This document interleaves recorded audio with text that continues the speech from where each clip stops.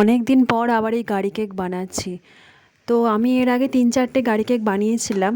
তো যাই হোক, আবার একটা অর্ডার পেলাম। তো হ্যালো বন্ধুরা, আমি কঙ্কনা আবার একটা নতুন ভিডিও নিয়ে তোমাদের কাছে চলে এসেছি।